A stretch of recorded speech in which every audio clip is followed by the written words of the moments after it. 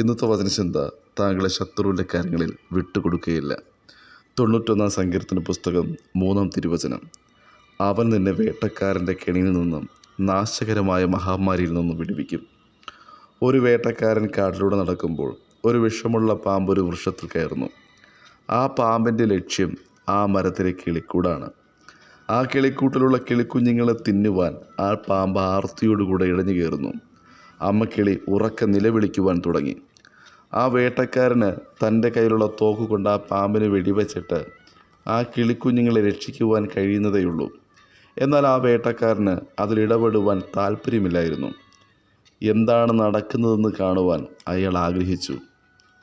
ആ പാമ്പ് കിളിക്കൂടിനോട് അടുക്കുന്നു. ഉടനെ കുറേ നിമിഷത്തിലേക്ക് ആ അമ്മക്കിളി അപ്രത്യക്ഷമായി. എന്തു സംഭവിക്കുന്നു എന്നറിയാതെ കിളിക്കുഞ്ഞുങ്ങൾ ഭയന്നിരിക്കുന്നത് ആ അമ്മക്കിളി ദൂരത്തു നിന്ന് കണ്ടു. ചില ഇലകൾ കടിച്ചുകൊണ്ട് ആ കൂട്ടിൽ തൻ്റെ കുഞ്ഞുങ്ങളുടെ മുകളിലിട്ടു. ഇഴഞ്ഞുകയറിയ ആ പാമ്പ് ആർത്തിയുടെ കൂട്ടിലേക്ക് തലയിട്ടതും തൻ്റെ തല വലിച്ചുകൊണ്ട് അതിവേഗം മരത്തിൽ നിന്നും ഇറങ്ങിപ്പോയി. ഈ കാഴ്ച ആ വേട്ടക്കാരൻ അതിശയത്തോടുകൂടി നോക്കി. എന്തായിരിക്കും ഇവിടെ സംഭവിച്ചത്? ആ പാമ്പ് എന്തുകൊണ്ടായിരിക്കും പിന്തിരിഞ്ഞു പോയത്? ഈ കഥ ആ വേട്ടക്കാരൻ ആ കാട്ടിലെ മനുഷ്യരോട് വിവരിച്ചപ്പോൾ അതിൻ്റെ പിന്നിൽ രഹസ്യം അദ്ദേഹം മനസ്സിലാക്കി. ആ അമ്മക്കിളി കൊണ്ടിട്ട ഇലകൾ പാമ്പുകൾക്ക് വിഷകരമായ ഇലകളാണ്. ആ ഇലകളിലേക്കുള്ള ഗന്ധവും വിഷവും പാമ്പിനെ പിന്തിരിപ്പിക്കുന്നു എന്നുള്ളതാണ്. ഭയത്തോടിറങ്ങിയ ആ വിഷപ്പാമ്പ് മണത്തെ തിരിച്ചറിഞ്ഞത് ഭയാനകമാണ്.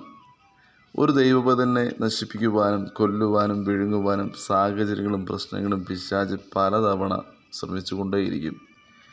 നമ്മുടെ അവസാനം കണ്ട് രസിക്കുവാൻ പലരും നോക്കി നിൽക്കും. സഹായിക്കുവാൻ കഴിയുന്ന പലരും തന്നിലത് സംഭവിക്കട്ടെ എന്ന് ചിന്തിച്ച് കൈകെട്ടി നിൽക്കുന്ന സാഹചര്യങ്ങളുണ്ട്. മനഃപൂർവ്വം മാറി നിൽക്കുന്ന മനുഷ്യർ അനേകരുണ്ട്. അവരുടെ കൈകളിൽ താങ്കളുടെ പ്രശ്നങ്ങൾക്ക് പരിഹാരമുള്ളപ്പോൾ ചിലർ കൈമലർത്തി നിൽക്കുന്നു. എന്നാൽ ദൈവസ്നേഹം ഒരിക്കലും വചനം ശ്രവിക്കുന്ന താങ്കളെ കൈവിടുന്നില്ല എന്നുള്ളതാണ്. ഏത് ആപത്തിലും സകലതും അവസാനിച്ചു എന്ന് ചിന്തിക്കുമ്പോഴും ദൈവം താങ്കളെ സ്നേഹത്താൽ പൊതിയുന്നു.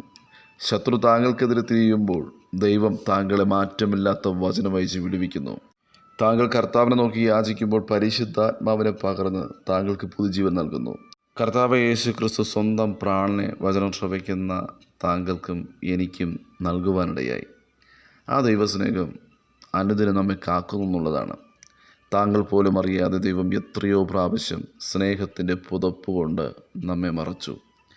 ഇന്ന് വചനം ശ്രവിക്കുന്ന താങ്കൾ ജീവനോടെ ഇരിക്കുന്നത് ദൈവത്തിൻ്റെ കൃപയാണ്. താങ്കൾ ഇന്ന് ജീവനോട് കൂടെ ഇരിക്കുന്നുവെങ്കിൽ അതിൻ്റെ ഏക കാരണം താങ്കൾ മിടുക്കനോ സാമർഥ്യമുള്ള ആളോ അറിവ് കൊണ്ടോ ഒന്നുമല്ല. അത് ദൈവത്തിൻ്റെ കരുതൽ മാത്രമാണ്, ദൈവത്തിൻ്റെ കരുണ മാത്രമാണ്. അമ്മയുടെ സ്നേഹം പിന്തിരിഞ്ഞാലും മാറിയാലും മാറാത്ത സ്നേഹമാണ് ദൈവസ്നേഹം. ആ ദൈവസ്നേഹം ഒരു ശത്രുവിൻ്റെ കരങ്ങളിലും താങ്കളെ ഏൽപ്പിക്കത്തില്ല. ഒരു ശത്രുവിൻ്റെ കയ്യിലും താങ്കൾ വിട്ടുകൊടുക്കുകയില്ല. പലരും താങ്കളെ തകർക്കുവാൻ വളരെ സ്നേഹത്തോടു കൂടെ കടന്നു വരാറുണ്ട്. എന്നാൽ ആ സാഹചര്യങ്ങൾ തിരിച്ചറിയുക. താങ്കളെ തൊടുവാൻ ദൈവം അനുവദിക്കില്ല. താങ്കളുടെ പ്രശ്നങ്ങൾക്ക് പരിഹാരം ദൈവസന്നിധിയിലുണ്ട്. ഏത് പ്രശ്നമാണെങ്കിലും ഇപ്പോൾ തന്നെ ദൈവമേ എന്ന് വിളിച്ചാൽ മതി, അതിനൊരു പരിഹാരമുണ്ട്. ഒരു മനുഷ്യൻ താങ്കളെ സഹായിക്കുവാൻ കഴിയാത്ത സാഹചര്യമായിരിക്കാം. ആർക്കും താങ്കളെ സംരക്ഷിക്കുവാൻ കഴിയാത്ത സാഹചര്യമായിരിക്കാം. താങ്കളുടെ നിലനിൽപ്പും സംരക്ഷണവും കാവലും പരിചയും സകലതും ദൈവമാണ്. 91 സങ്കീർത്തന പുസ്തകം 3 തിരുവചനം പ്രകാരം വായിക്കുന്നു. അവൻ വേട്ടക്കാരൻ്റെ കയ്യിൽ നിന്നും നാശകരമായ മഹാമാരിയിൽ നിന്നും വിടുവിക്കും. തൻ്റെ തൂവലുകൾ കൊണ്ട് അവൻ നിന്നെ മറയ്ക്കും. അവൻ്റെ ചിറകിൻ്റെ കീഴിൽ നീ ശരണം പ്രാപിക്കും. അവൻ്റെ വിശ്വസ്തത നിനക്ക് പരിചയും പലകയുമാകുന്നു. രാത്രിയിലെ ഭയത്തെയും പകൽ പറക്കുന്ന അസ്ത്രത്തെയും ഇരുട്ടിൽ സഞ്ചരിക്കുന്ന മഹാമാരിയും ഉച്ചയ്ക്ക് നാശം വിതയ്ക്കുന്ന സംഹാരത്തെയും നിനക്ക് പേടിപ്പാനില്ല. നിൻ്റെ വശത്ത് 1000 പേർ വീഴാം, നിൻ്റെ വലതുവശത്ത് 10,000 വരും, എങ്കിലും അത് നിന്നോട് അടുക്കുകയില്ല. വചനം ശ്രവിക്കുന്ന പ്രിയ ദൈവജനമേ, ഏത് സാഹചര്യങ്ങളിലും മുറുകെ പിടിക്കുവാൻ ഒരേ ഒരു കരമേ ഉള്ളൂ. അത് കർത്താവ് യേശു ക്രിസ്തുവിൻ്റെ കരമാണ്. കണ്ണുനീരിൻ്റെ അനുഭവം വരുമ്പോൾ, ക്രൂശിൻ്റെ അനുഭവം വരുമ്പോൾ മനുഷ്യരൊക്കെയും കൈവിടാം. എന്നാൽ കൈവിടാത്തത് കർത്താവ് യേശു ക്രിസ്തു മാത്രമാണ്.